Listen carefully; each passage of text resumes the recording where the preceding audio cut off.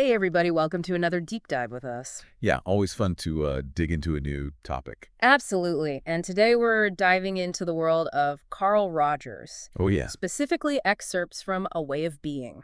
Looking forward to it. Yeah, me too. And Rogers is considered like this pioneer in humanistic psychology.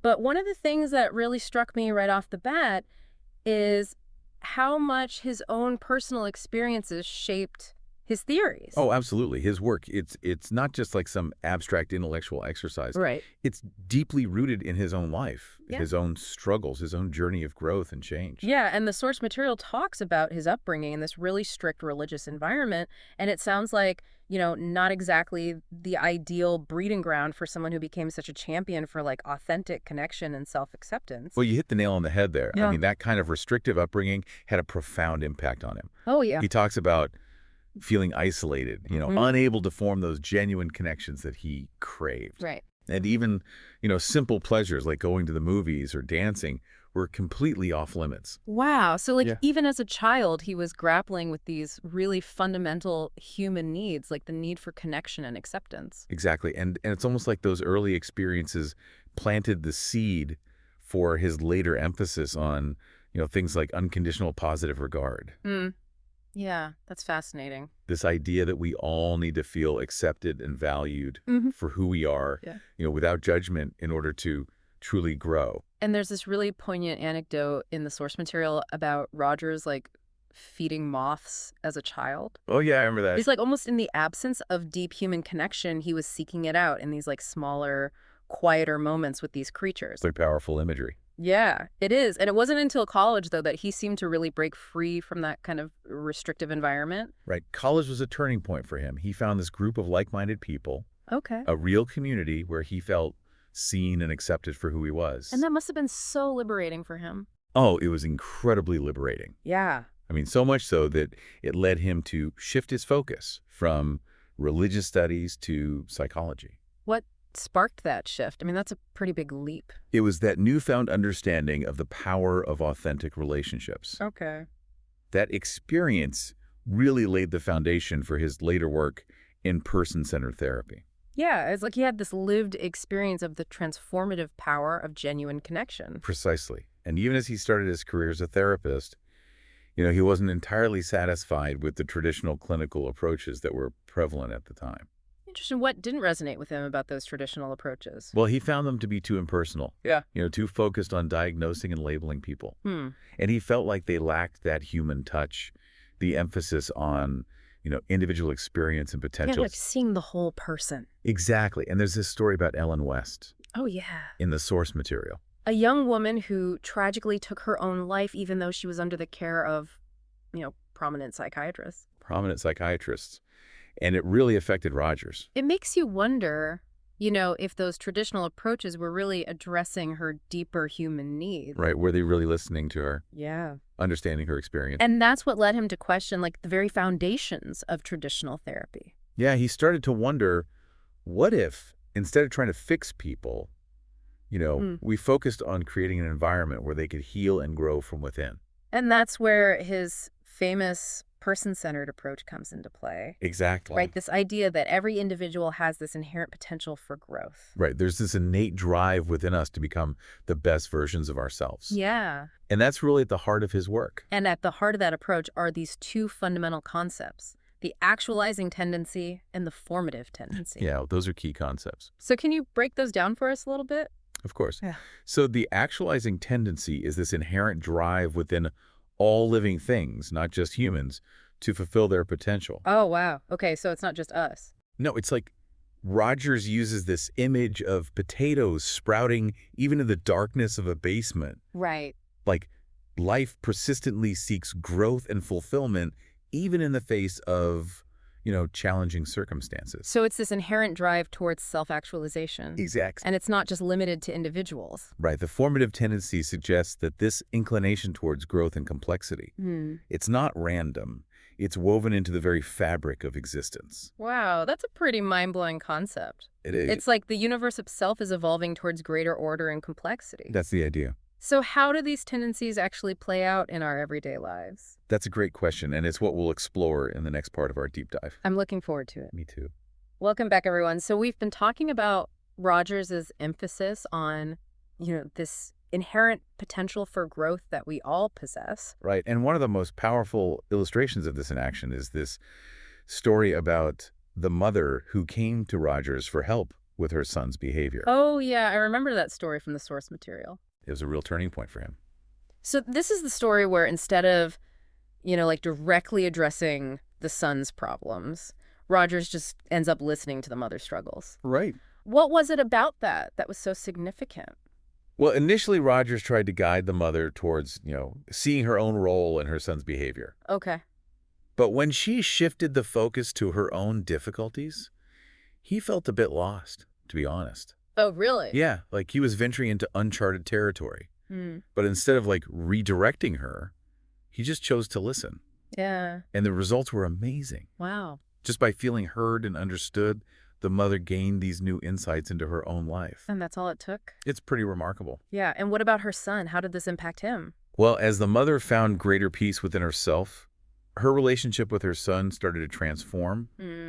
His behavior improved, the whole family dynamic shifted. It's like that ripple effect. Exactly. Because that simple act of truly listening without judgment can have such a profound impact. This experience was really instrumental for Rogers. Yeah. In solidifying his belief in this person-centered approach. Okay. It showed him that sometimes the most powerful intervention is simply creating a space Right. where people feel safe to explore their inner world and discover their own solutions. That makes a lot of sense. But how do we actually cultivate this kind of listening in our everyday lives? It's easier said than done, right? It definitely takes practice and intentionality. Yeah. Rogers talked a lot about the importance of empathy, Right. which is not just about, feeling sympathy. It's about actually stepping into the other person's shoes, Okay. trying to truly understand their perspective. So it's not just about acknowledging their feelings. Right. It's about really grasping their experience. Exactly. Ah. It requires us to set aside our own judgments and biases Right. and approach the other person with curiosity and openness. And that can be really challenging, especially when we're encountering viewpoints that we don't agree with. It can be, but it's in those moments of discomfort Yeah. that real growth can occur. Yeah. Embracing different perspectives, even those that challenge our own, can lead to such profound personal growth. Yeah. It expands our understanding of the world. Exactly. But empathy is just one piece of the puzzle. Okay. Rogers also emphasized genuineness and unconditional positive regard. Okay. Those sound like pretty lofty goals.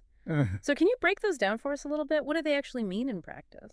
So genuineness is about being authentic, Okay. true to ourselves in our interactions. Mm-hmm. It's about letting go of pretenses and allowing our true selves to shine through. So being vulnerable. Yeah. And that creates a space for the other person to do the same. And when that foundation of genuineness is there, then what? Well, then it paves the way for unconditional positive regard, Okay. which is about accepting and valuing the other person for who they are without any conditions or expectations.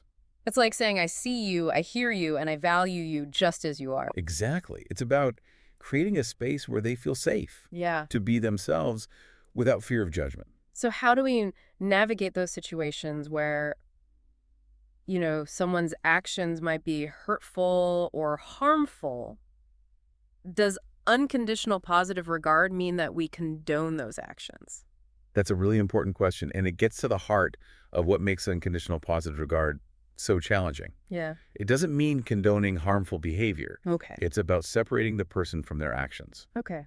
and recognizing that everyone, regardless of their past or present struggles, has inherent worth and the potential for growth. So we can disapprove of someone's actions without devaluing them as a human being. Exactly. Yeah. And by approaching those difficult situations with compassion, Right. we create the possibility for growth and transformation. It sounds like a real shift in perspective. It is. It's about moving beyond judgment and punishment Yeah. and embracing a more humane and compassionate approach to human relationships. And that's really the essence of Carl Rogers' legacy. Right? He challenged us to imagine a world where human potential could truly flourish. And he gave us the tools to make that vision a reality. That's pretty inspiring, and it sounds like we've covered a lot of ground here exploring, the depths of Rogers' person-centered approach. We have, but there's still more to uncover. Okay. Next, we'll delve into how these principles can be applied to the realm of education. Oh, I'm really interested in that. Me too. Rogers was very passionate about education. All right, so we're back. And now we're going to shift gears a little bit to talk about education, Yeah. which was a topic that Rogers was, really passionate about. Yeah, he really believed that his person-centered approach could, like, revolutionize the way we learn and teach. And he was pretty critical of traditional education. Yeah. What he called education from the neck up. So Right. what did he find so limiting about those traditional models of education? Well, he felt like they overemphasized rote memorization and intellectual development at the expense of, the emotional and experiential aspects of learning. And he argued that that approach often creates this kind of climate of fear and distrust, Okay. which actually hinders true learning. Yeah, it's like we're trying to force feed information to students without really considering their individual needs or interests or learning styles. Exactly. And in that kind of environment, students are more focused on pleasing the teacher or avoiding failure than on actually engaging with the material. Yeah, makes sense. And that stifles creativity, curiosity, Yeah. the natural joy of learning. So what did Rogers propose as an alternative? Like, what would a person-centered learning environment actually look like? Well, first and foremost, it would be built on this foundation of trust and mutual respect between teacher and student. Okay. So instead of being the sole authority figure, Mm-hmm. the teacher becomes more of a facilitator, Oh, okay. guiding students on their own individual learning journeys. So it's much more collaborative. I So our guess. students are empowered to take ownership of their learning. Right. A person-centered classroom encourages active participation, open dialogue collaboration. Students are encouraged to ask questions, share their ideas, learn from each other's experiences. So it fosters this sense of community, Absolutely. shared discovery. And Rogers believed that this shift in dynamics would allow students to really tap into their inherent motivation to learn and grow. It's about recognizing that within each student, there's this potential to blossom given the right environment. So it's not just about memorizing facts and figures. It's about learning how to think critically, Right. solve problems, creatively develop a lifelong love of learning. And equally important, they're developing self-awareness, Right. emotional intelligence, the ability to form healthy relationships. Yeah, those are skills that go way beyond the classroom. Exactly. They equip students to navigate the complexities of life. So it's a much more holistic and empowering approach to education. It is.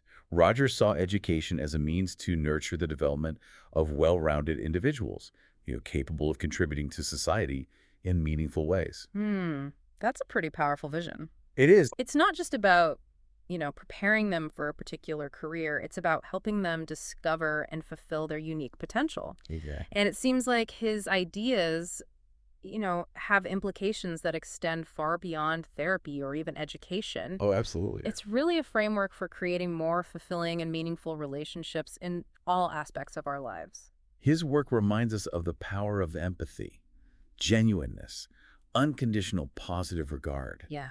And by embracing these principles, we can cultivate more authentic connections, foster growth, contribute to a more compassionate and understanding world. Well said. So as we wrap up this deep dive into the world of Carl Rogers, we invite you, the listener, to kind of reflect on these ideas. How can you incorporate Rogers' principles into your own interactions? Yeah. How can you create a more supportive and nurturing environment for yourself and for those around you? How can you contribute to a world where everyone has the opportunity to reach their full potential? Those are some great questions to think about. They are. Thanks for joining us on this journey into the heart of humanistic psychology. And until next time, keep exploring, keep learning, and keep diving deep. See you next time.